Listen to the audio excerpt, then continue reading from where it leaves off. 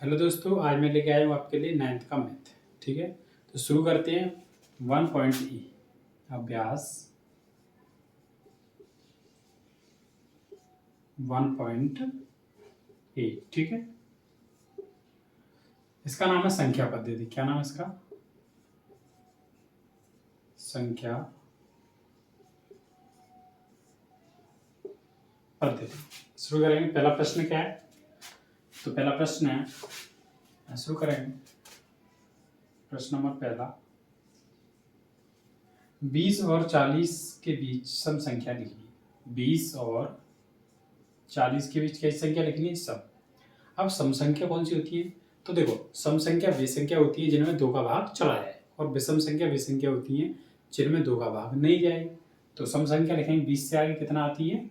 तो 20 से आगे 22, फिर 24, उसके बाद 26, उसके बाद 28, उसके बाद 30, 32, उसके बाद 34, उसके बाद 36, उसके बाद 38। बस 20 और 40 के बीच ही लिखनी थी। ठीक है, अगला प्रश्न क्या है? तो 1 से 10 तक की विषम संख्या लिखिए। 1 से 10 तक के बीच में क्या लिखनी है? विषम संख्या, सॉरी अभाज्य संख्या लिखनी है। कौन सी संख्या लिखनी है? अभाज्य संख्या है। तो 1 से 10 तक के बीच ही लिखनी है। 1 के बाद 2, 2 के बाद 3, 3 के 5, 5, 5 के बाद 7। तो ये कैसी संख्या होगी? अभाज्य संख्या। कैसी संख्या होगी? अभाज्य संख्या। अभाज्य संख्या वे संख्या होती है जिनमें एक और सिर्फ उसी संख्या का भाग जाए। जैसे इसमें 2 है, तो 2 में किसका भाग जाएगा? 1 और 2 का। तीसरा किसी का भाग नहीं जाएगा। ठीक है, तो वे कैसी संख्या होती है? वो होती है अभाज्य संख्या। अभाज्य संख्या। नंबर 3, प्रश्न नंबर 3 क्या है? तो प्रश्न नंबर 3 है, 2a + 1 का क्रमानुयायी बताइए। 2a + 1 का क्रमानुयायी यानी इससे आगे वाली संख्या कौन सी होगी? इससे आने वाली संख्या कौन सी होगी? तो इससे आगे कौन सी संख्या आएगी? तो 2a + 2। ठीक है, अगला प्रश्न, प्रश्न नंबर 4। तो प्रश्न नंबर 4 देखते हैं।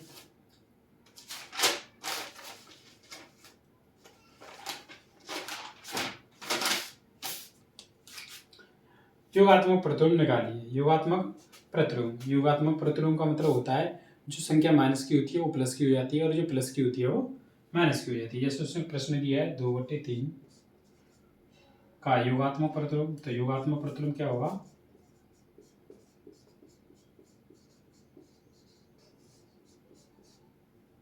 क्या होगा? तो -2/3। ठीक है, प्रश्न नंबर 4। अब प्रश्न नंबर 5 पे आते हैं। प्रश्न नंबर 5 में क्या दिया है? तो प्रश्न नंबर 5 में दिया है गुणात्मक प्रतिलोम ज्ञात कीजिए। -5 का गुणात्मक प्रतिलोम। तो गुणात्मक प्रतिलोम का मतलब होता है कि संख्या का अदला बदली, यानी ऊपर का नीचे और नीचे का ऊपर। तो इसके नीचे कुछ नहीं है, तो कितना मानेंगे? 1। इसको ऊपर पहुंचा देंगे, 1 को ऊपर और 5 को नीचे। ठीक है, तो ये हो गया आपका गुणात्मक प्रतिलोम। प्रश्न नंबर 6।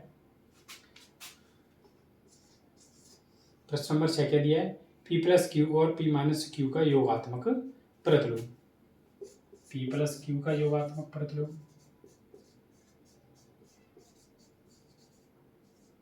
और P - Q का योगात्मक निकालो कितना होगा? तो P + V, इसके आगे माइनस आ जाएगी, P + Q। इसके भी आगे माइनस आएगी, तो P - ठीक है, समझ में आ गया? प्रश्न नंबर 7। तो प्रश्न नंबर 7 क्या है आपका? तो प्रश्न नंबर 7 है, x के किस मान के लिए 5 × 3 × 2 = 5 × 3 × 2 एक कथन सत्य है? कितना है? 5 × 3 × 2 = 5 × 3 × x। x के किस मान के लिए सत्य? तो किस मान के लिए सत्य है? तो देखो x, इसे ऐसे रहने दें, 5 × 3 × 2। जो मल्टीप्लाई की संख्या किस में आएगी? डिवाइड में, यानी कि जो गुणा की संख्या कहाँ आएगी? भाग में। 5 × 3 = x। तो इससे ये। ठीक है, तो x बराबर कितना आ गया? 2। तो x बराबर 2 के लिए सत्य है। ठीक है। अगले प्रश्न पे आते हैं। प्रश्न नंबर 8 क्या दिया है? पूर्णांकों में ऐसी कौन सी संख्या है जो स्वयं की योज्य प्रतिलोम होती है? स्वयं की योज्य प्रतिलोम होती है तो वो होती है शून्य। प्रश्न नंबर 8, योज्य प्रतिलोम क्या होती है? स्वयं की शून्य। ठीक है। नंबर 9, यदि ये एक समधन पूर्णांक संख्या है, एक क्या है? समधन पूर्णांक संख्या है, तो बताइए कि संख्या a प्लस एक प्लस वन और a प्लस वन सम है या विषम। ठीक है। a बराबर क्या दिया आपको? a एक सम संख्या है। कितनी कौन सी संख्या है? सम, यानी कि a 2, 4, 6, 8 dot dot dot dot. ठीक। अब क्या निकालना? a माइनस वन कोष्टक में a प्लस वन। ये बतानी है सम है या विषम है, बतानी सम या विषम। तो निकालेंगे a की जगह पर कितना रखो? मान लो सपोज 4 रख लेते। कितना रखते हैं? 4 माइनस 1। इसकी जगह पर रखेंगे 4 प्लस 1। तो यार 4 माइनस 1, 4 में से 1 गया तो 3 इंटू 4 और 1 5, 5 दिया 15। तो कैसी संख्या है ये? हमेशा विषम। ये संख्या कैसी है? विषम। ठीक है। प्रश्न नंबर 9 क्लियर है। प्रश्न नंबर 10, संख्या रेखा पर 5 और 7 का योग लिखिए। संख्या रेखा पर क्या लिखना है? 5 और 7 का योग। पहले से मिटा देती है।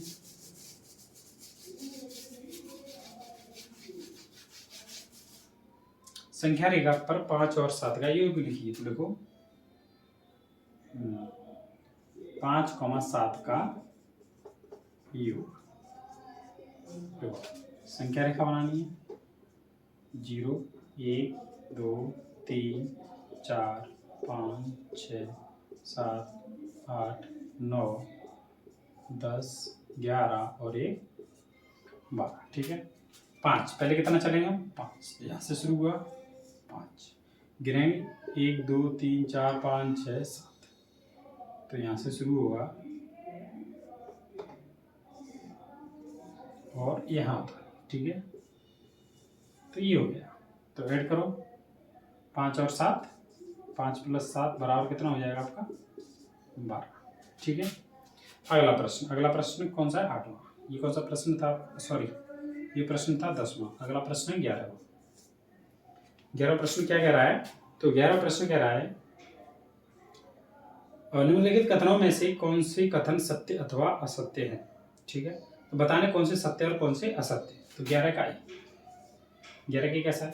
दो धन अभाज्य पूर्णांकों का गुणन सदैव अभाज्य होता है। दो धन अभाज्य पूर्णांक, मान लो अभाज्य संख्या कौन सी होती है? ये होती हैं 2, 3, 5, 7 डॉट डॉट डॉट डॉट। इनका गुणज, अच्छा इनका गुणा सदैव कैसा होता है? अभाज्य होता है। तो गुणा करके देख ले रहे हैं। 2 गुणा 3 बराबर कितना आ जाएगा? 6। ये तो सम है। क्या ये? सम। और दूसरी संख्या लिखे देख लीजिए, जैसे 3 गुणते 5 कितना हो जाएगा तुम्हारा? ये 15। तो ये कैसा है? विषम है। ये कैसा है? विषम है। तो अभाज्य तो कहीं आया नहीं, तो ये कैसा कथन रहेगा? असत्य। कैसा कथन रहेगा? असत्य। ठीक है। अगला प्रश्न 11 का बी। 11 का बी क्या दे रहा है? तो 11 का बी दे रहा है दो धन अभाज्य पूर्णांकों का योग सदैव अभाज्य होता है। दो धन अभाज्य पूर्णांकों का योग, अभाज्य पूर्णांकों का योग करना है। तो अभाज्य संख्या हमने ये लिखी। तो कैसा रहता है? सदैव अभाज्य रहता है। क्या सदैव अभाज्य रहेगा? देखो 2 + 3 कितना हो जाएगा? 5। ठीक है। 5 + 3 कितना हो जाएगा? 5 + 3 8। कितना हो गया? 8। ये तो अभाज्य आ गया, लेकिन जो ये संख्या है वो कैसी आई है? सम। कैसी आई है? सम। तो ये गलत हो गया। क्या हो गया? ये भी गलत। ये भी क्या है? असत्य। क्या ये भी? असत्य। अगला प्रश्न है a और b दो ऋण पूर्णांक है, तब a + b सदैव एक ऋण पूर्णांक होगा। a और b ऋण पूर्णांक है, तब सदैव a + b एक ऋण पूर्णांक रहेगा। तो c निकालते हैं। a, b कैसे ऋण है? मान लो -3a और -4b। ठीक है। इनको ऐड करेंगे तो माइनस माइनस यहाँ पे माइनस आ जाएगी। तो -3 -4 ऐड करेंगे तो कितना हो जाएगा? -7। यानी हमेशा संख्या किसकी रहेगी? ये ऋण की रहेगी। ऋण की रहेगी तो यहाँ लिखे रहेंगे ये सत्य है। कैसा है? ये सत्य। ठीक है। अगला प्रश्न कौन सा है? 13वां प्रश्न। इसे रेज कर देते हैं।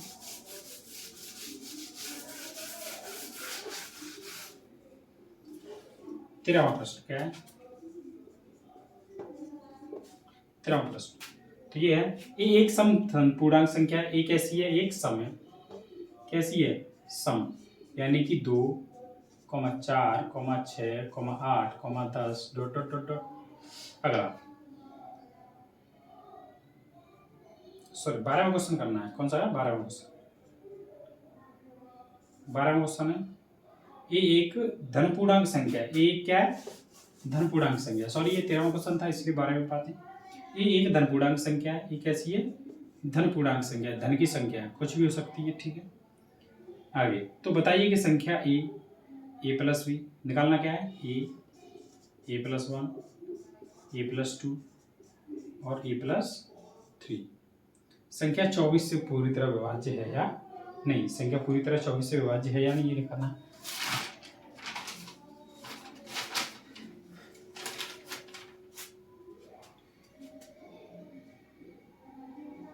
तो देखो कितनी संख्या? 1 2 3 4। कितनी संख्या? ये 4 संख्या है। कितनी संख्या है?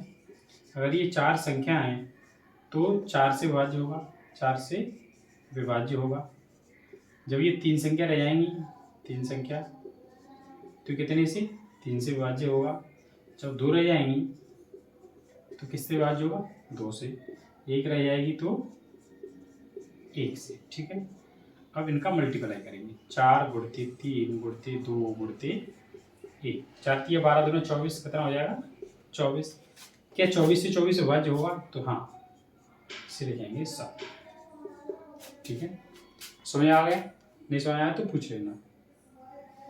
अगला प्रश्न, अगला प्रश्न 13वां, इसे रीड कर दीजिए। प्रश्न नंबर 13। प्रश्न नंबर 13 में क्या दिया है? यदि ए एक सम धन पूर्णांक संख्या है। एक ऐसी है, एक सम पूर्णांक संख्या है, जैसे 2 4 6 डॉट डॉट डॉट डॉट।